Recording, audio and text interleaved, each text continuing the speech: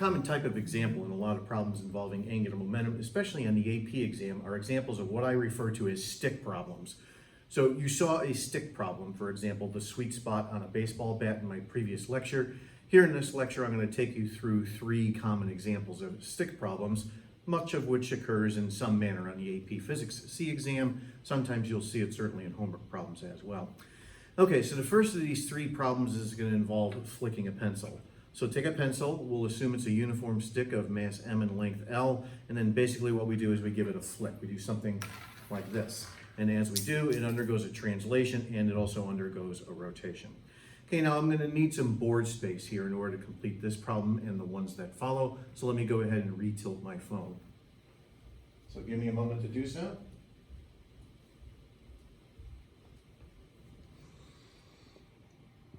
Like that.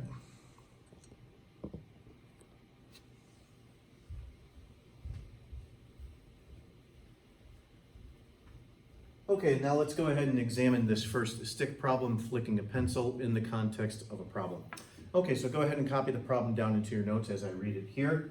Okay, so a uniform stick, a pencil of mass 10 grams and length 10 centimeters is lying at rest on a horizontal frictionless surface. Okay, so we've got a mass m, this is 10 grams. Let's go ahead and immediately divide by 1,000 and convert it into kilograms. And then we have the length L, which is 10 centimeters, divide by 100, immediately convert that into meters. Okay, and then the stick is struck perpendicular by a horizontal impulse of 0.01 Newton seconds. That's me basically going like that, flicking the pencil. Okay, and we do so at a point that's 2 centimeters away from the center of the stick, from the center of mass of the stick. So picture that then like this. Okay, so right here is the stick. It's initially at rest on a horizontal frictionless surface. We have mass m and length L, and then let's say that right here is the center of mass. Okay, and then what I do is I give the pencil a flick, like so. Right here in this direction is the impulse that I deliver to the stick. This is given to us as 0.01 Newton seconds. Okay, and then the distance that I do this from the stick, like so, this distance here we'll refer to as d. That's given to us as 2 centimeters. Okay, so distance d is 0.02 meters, like so. And I need to move my file.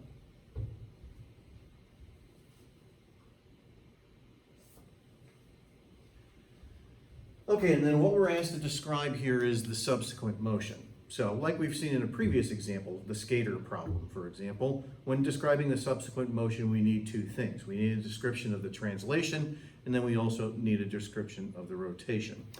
Okay, now after I flick the pencil, then it's presumably going to translate in this direction on the diagram, and then as we'll see, if I flick it here, it's going to begin to rotate like so in a counterclockwise fashion. So then therefore, after that subsequent motion begins, then the stick kind of looks something like this. Like so, where right here is once again the center of mass. And the center of mass then will then have a velocity in this direction, VCM, that's unknown. And then presumably, when I strike the pencil as I've done, it will then rotate here on the diagram in a counterclockwise fashion. We'll have to show that explicitly as we move through the example. So there's going to be an omega. It looks something like this. Now keep in mind that this is not an object that is rolling without slipping. This is an object that is just undergoing a translation and a rotation, like you saw in my demonstration of the pencil flick a few minutes ago. Okay, so what we're going to do first of all is set up an impulse expression to calculate then the velocity of the center of mass.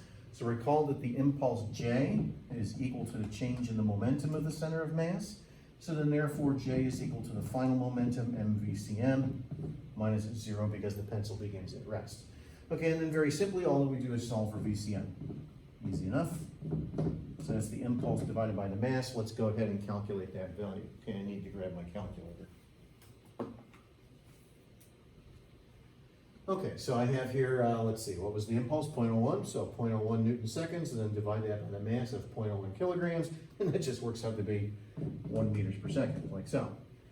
Okay, and then next we'll set up a torque expression to describe the change in angular momentum. What we'll have here is the angular impulse. The angular impulse is torque multiplied by time. That will then give us then the change in angular momentum with respect to time. Okay, so here's then how I'll set up the expression, just in general. Think of it like so. First of all, Okay, so the external torque that I apply by flicking the pencil is equal to the change in the angular momentum of the pencil with respect to time. Let's go ahead and move the delta t here up to the other side of the expression. Like so. Now the right-hand side of the expression is going to be the final angular momentum of the pencil, which we'll write as an I omega, minus the initial angular momentum of 0 because the pencil begins at rest. Okay, the I, by the way, is the rotational inertia of the pencil, the rotational inertia of the stick, about the center of mass. Because the rotation occurs about the center of mass, this right here is going to be an ICM. If the rotation did not occur about the center of mass, then the center of mass would be doing something like this as the pencil moves across the desk. This would then mean that there's an external force that's being applied to the pencil, causing the center of mass to accelerate. Recall, however, that this is all taking place on a horizontal frictionless surface, so then therefore the center of mass moves at a constant velocity as we've already described. This then means that the rotation is about the center of mass. Okay, now the left-hand side of the expression, how do we deal with that? Well, this right here is torque, which of course is just our cross product of R cross F. So let's just kind of set up the cross product on the top board in the following manner. Okay, right here is the moment arm D, that goes from the center of mass to where I strike the pencil. And then right here we'll say is the force that I apply to the pencil, like so.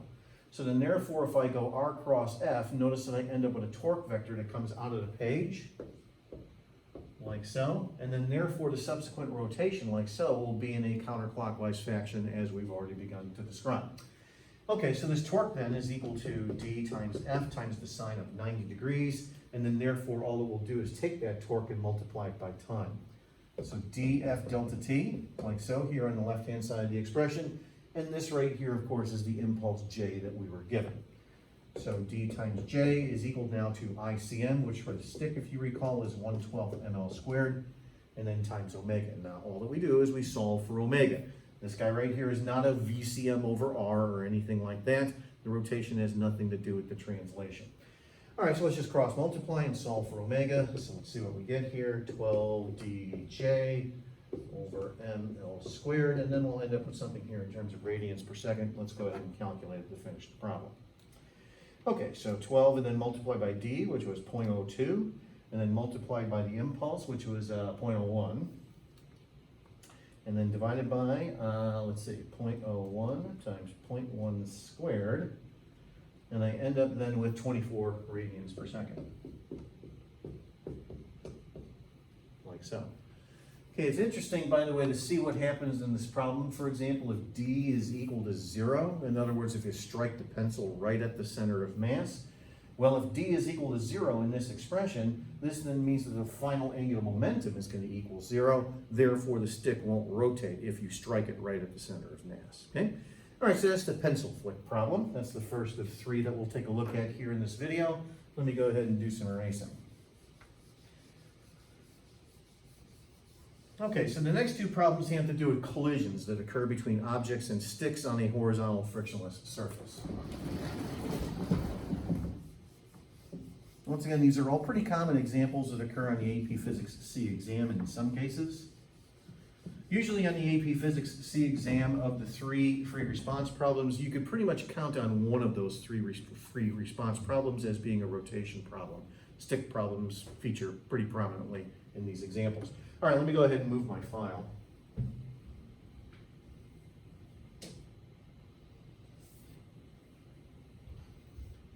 Okay, so we're going to set up an elastic collision here on a horizontal frictionless surface between 2 objects. One object is going to be a stick.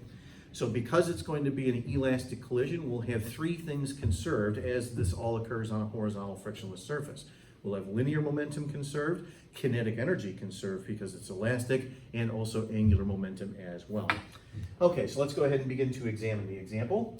Okay, a uniform stick of mass M2, I'm going to call it. I'm going to call the other object M1. It has mass M2 and length L. It's initially at rest on a horizontal frictionless surface. So here's the stick like so. Mass M2 and length L.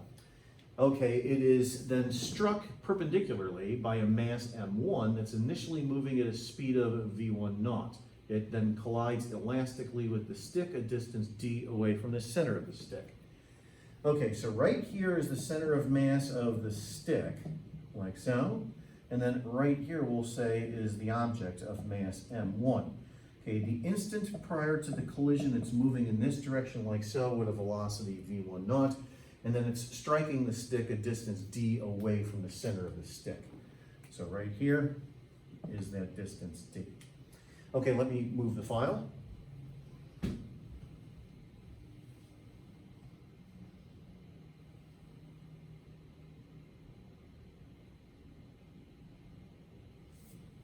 Okay, and then the problem is asking us the following.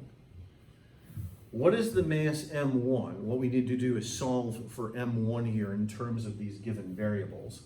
What is m1 such that it remains at rest after the collision? So then therefore the situation, the scenario, say, looks something like this. So let's say that right here is my stick. Let me grab another object. I'll use my eraser here, for example, like so. And then basically what happens in this problem is this. M1 here, boom, ends up at rest after the collision. And then M2, the stick undergoes a rotation and a translation like so. We'll assume that as the stick rotates, it doesn't hit M1. So this guy ends up at rest, and then this does this, like so. That's what's occurring here in this example. Okay, so then let's go ahead and draw the situation the instant after the collision. All right, so the instant after the collision, right here is the center of mass of the stick. Okay, right here is M1, which then comes to rest. So we'll say that V1 final is equal to 0.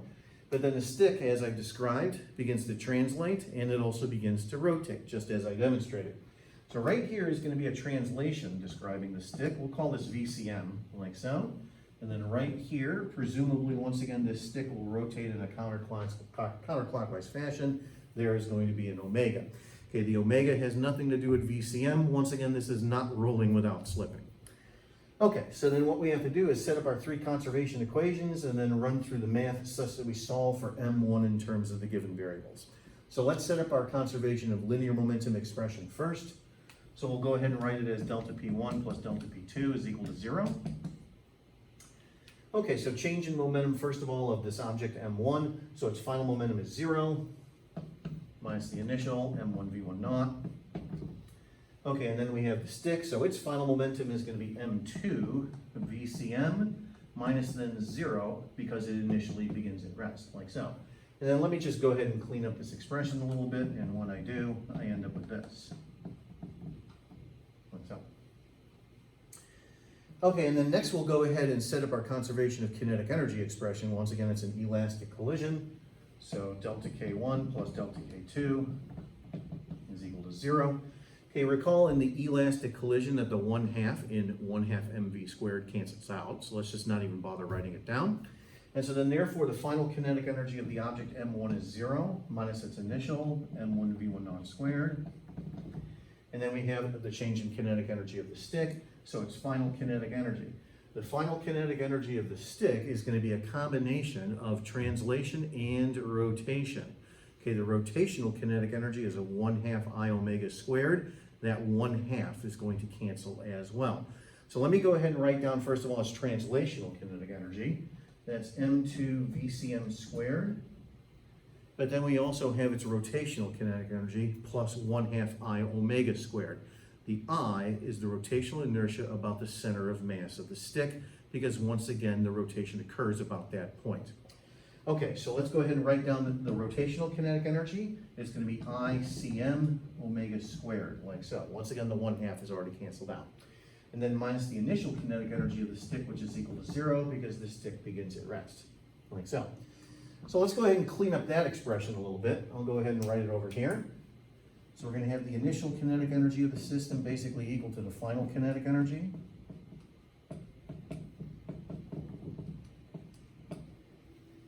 Like so. Okay, let me erase the things I don't need. I'm going to start cleaning up my boards here, so let's get rid of all of this stuff.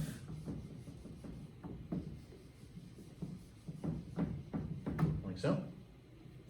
Okay, and then lastly here, well, at this point, actually, what we should do is take a look at the two equations that we have thus far. So in this expression here, how do we think of the unknowns? Well, what we're trying to solve for, remember, is M1, and we are given M1, V1 naught, and M2. So then therefore, right here is so far one equation, and I have here one unknown, which is VCM. But then right over here, I've picked up now another unknown, which is the value of omega, like so. Once again, what we're trying to solve for here is M1, the mass M1. I misspoke a few moments ago. We're trying to find M1. What we have right here is actually one equation and two unknowns. We have M1 and VCM. So right over here in this expression, we've picked up another unknown, and that's omega. So then therefore I need a third equation, and it's obviously the reconservation of angular momentum. So here's then how we begin to write that out. Okay, so change in angular momentum of number 1 plus change in angular momentum of number 2 is equal to 0. Let's go ahead and start filling in our terms. Okay, first of all, the change in the angular momentum of M1, its final angular momentum is 0 because it ends up at rest, but then minus the initial value. So let's go ahead and calculate the initial angular momentum of M1 in the following way. Right here is the moment arm D, like so. And then right here is its linear momentum vector, which is M1 V1 naught, like so. And they're at a right angle with respect to each other. So now just for a particle, if we go R cross P, like so, that then gives us an angular momentum vector out of the board. Notice that later on then, this then means the stick will rotate counterclockwise on the diagram, as I've already drawn on the board. So we'll call this the positive direction then out of the board, like so. So right there is that angular momentum vector, and then therefore if it's a positive number, I would write it as M V1 naught times D. This is R times P times the sine of 90 degrees. Okay, and then we have the change in angular momentum of the stick. Okay, the final angular momentum of the stick is going to be an I omega. Like so, where once again the I here is ICM, and then minus the initial angular momentum, which is 0 because the stick begins at rest. Like so. Okay, let's clean up the expression. Let's move this term here to the other side.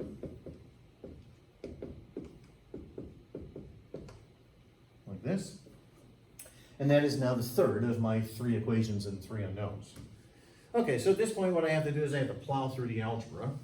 This is algebraically, as you can see, a messy expression. So what I'm going to do is I'm going to take this expression here and solve it for omega, and then plug it up into there. And I'm also going to take that expression there and solve it for VCM, and then plug it into there. When I do, the only unknown that I'll have left is M1, which is what we're trying to find. Okay, so let's go ahead and do all of that. So omega is M1 V1 naught D over ICM. So I'll plug that here in just a moment. Okay, and then from that expression, VCM is M1 V1 naught divided by M2, like so. So now we'll take that and we'll plug it into here. So let's go ahead and do that process. And then I end up with kind of a messy expression, as you'll see.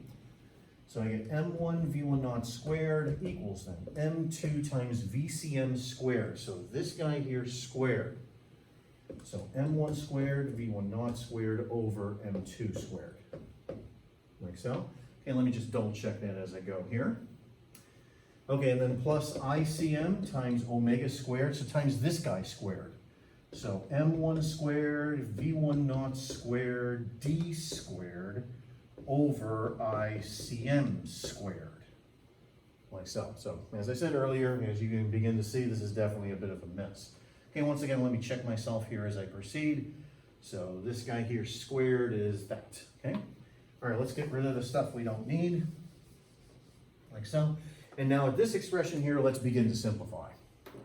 All right, so as I start to simplify, let's see, what begins to cancel out from each term? Well, first of all, a V1 naught squared cancels here, here, and here, like so. Okay, and M1 cancels actually here, here, and here, like so. Okay, and M2 cancels here and here, like so. And ICM cancels here and here, like so. I do have, however, an ICM remaining, so I'm going to have to plug in 1/12 M2 L squared into that expression in just a moment. Okay, so let's see what we got. So this right here is 1 equals then M1 over M2, and then plus M1 times D squared divided by ICM, which is 1/12 M2 L squared, like so. And then once again, what we're solving for here is M1. So let's go ahead and clean this up a little bit. Let's see what we can do here. Let's do this first of all.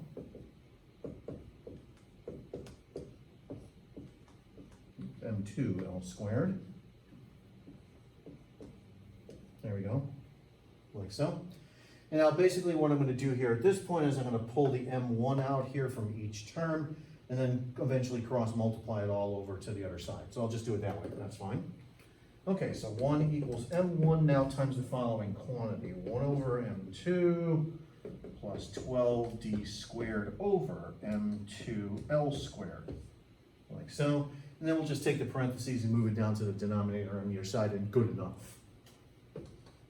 All right, so then m1 ends up being this rather messy looking term. We can simplify this further if we want, but quite frankly, I'm not going to bother.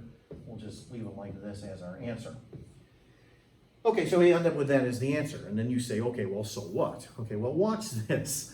Let's say, for example, that in our collision that the distance d on the diagram above was 0. Let's say that m1, for example, strikes the stick m2 right at the center of mass. So let me go ahead and erase all of this junk.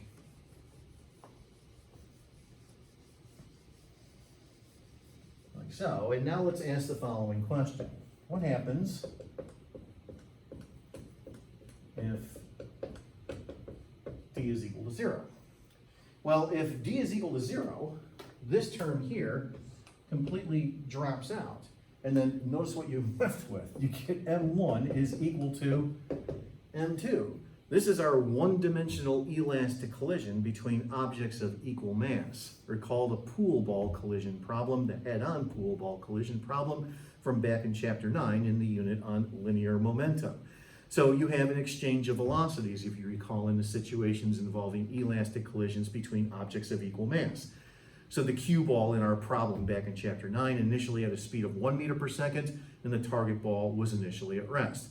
And then the cue ball ended up at rest, and the target ball then ended up with a speed of 1 meter per second after the collision. That's what this is describing right here. This right here is describing the one-dimensional elastic collision.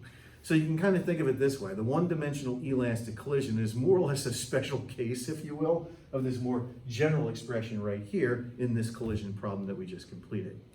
Okay, now that's the second of our 3 stick problems. Let's take a look at the third. The third one is actually really messy. So then therefore, all it will do with the third problem is we'll just set up the equations and that'll be good enough. Okay, let me go ahead and just get rid of all of this stuff, like so.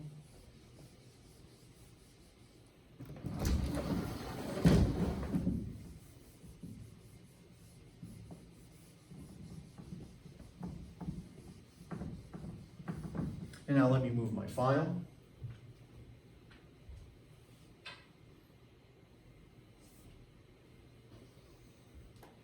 Okay, so we're going to use the previous setup here. We're going to have an M1 and an M2 as a stick with a length L. But now it says in the previous example, in the previous problem, set up the equations that describe what happens if the collision was perfectly inelastic instead. So we just did the elastic collision situation. What was being described here with something that's perfectly inelastic? Well, once again, I'll use my eraser here as M1, and then right here is my stick M2. Okay, I'm going to position my hand right here at the center of mass of the stick like so. And then here comes M1, it collides like this, and then it sticks. It's a perfectly inelastic collision. And then ultimately the M1, M2 combination is going to translate and it's going to rotate, something like that. The question is, however, is about which point does it all rotate about? Well, this right here is the center of mass of the stick, and then here's M1, and it collides perfectly inelastically like so.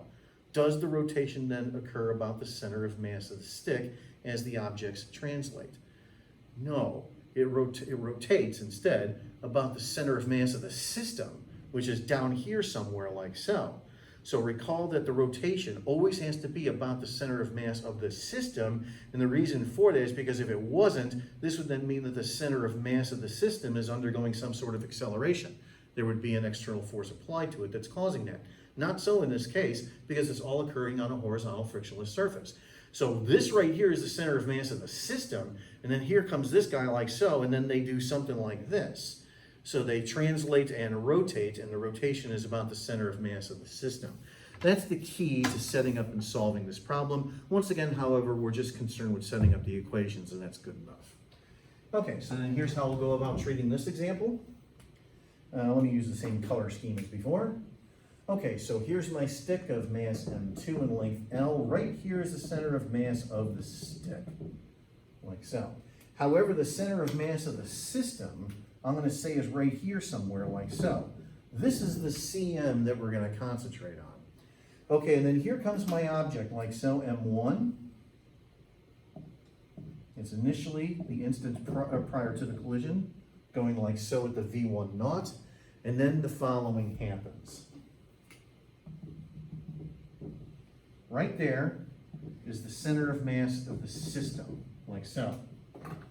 Right here is the stick with M1 stuck to it. And then the whole thing rotates with an omega, like so, but it's about the center of mass of the system, not the stick. The center of mass of the stick is right here. So as I said, let's just go ahead and set up the expressions that describe this.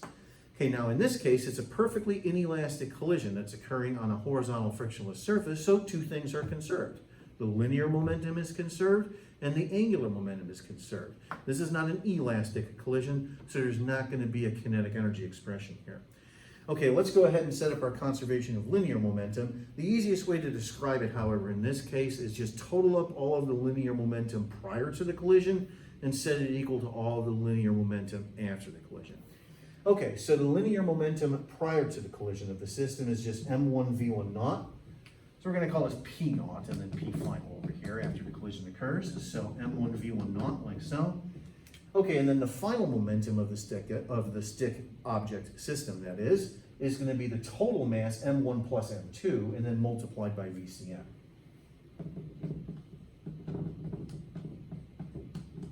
Like so. Okay, then we're going to have conservation of angular momentum.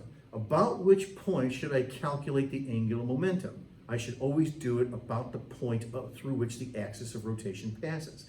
That's not the center of mass of the stick once again. Instead, it's the center of mass of the system, like so. So then therefore I need some distances here on this diagram to describe where this is. Okay, so to do so, okay, this distance here was originally given to us as D in the previous example. I'll go ahead and use that description here, but I also now need this distance here.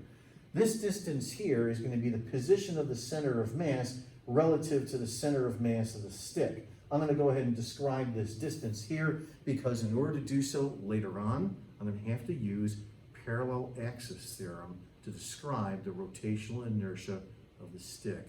The stick is not rotating about its center of mass. It's rotating about this point. So looking a little bit further into the example, I'm going to need to use parallel axis theorem for that reason. All right, so I'm going to give this guy here a name. I'm going to call this X, like so. Okay? Okay, now let's just begin to write down our angular momentum expression. So conservation of angular momentum, we'll have the initial is equal to the final. All right, so the initial angular momentum of the system is just going to be the initial angular momentum here of M1. I need this distance here as its moment arm, and notice that that's D minus X. So right here is D minus X, and then right here is the linear momentum, M1 V1 naught, like so, of the object M1. So now if you do R cross P like this, you then get an angular momentum vector out of the board. That will be our positive direction. This then means that the M1, M2 combination rotates counterclockwise as we've already started to describe. Okay, now that initial angular momentum is just going to be M1 V1 naught times D minus X.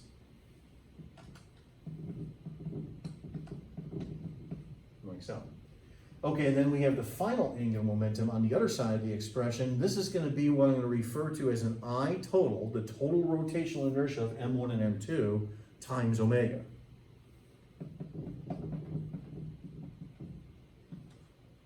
Like so.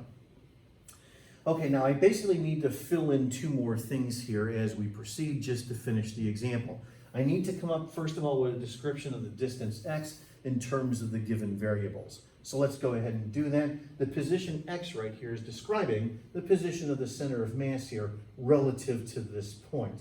So then therefore I have to find that point, I have to find that distance x. So let me go ahead and do this here on the lower board. Okay, so recall, of course, from chapter 9 how we find the position of the center of mass. The easiest way to visualize this is to think of the stick M2 as a point particle, where the stick M2 is a point particle right here at this location. Therefore, in order to figure out what x is, I need, first of all, M1 times this distance d, plus then M2 times 0. Once again, think of the stick as a point particle right here at our origin, and then divide by the total mass M1 plus M2. So this right here is describing this distance x on the diagram. That would then get plugged into here. Okay, and then we've got I total. Okay, I total is going to equal I for the stick, plus then an I for this point particle. Okay, this point particle is this distance away from the axis of rotation. That's the distance d minus x on the diagram above. So m1 times d minus x squared, like so. That's the rotational inertia of the point particle, m1, as it rotates about this point right here where the axis of rotation is located. Okay, and then as I said earlier, we need to find I stick. We need parallel axis theorem to do so.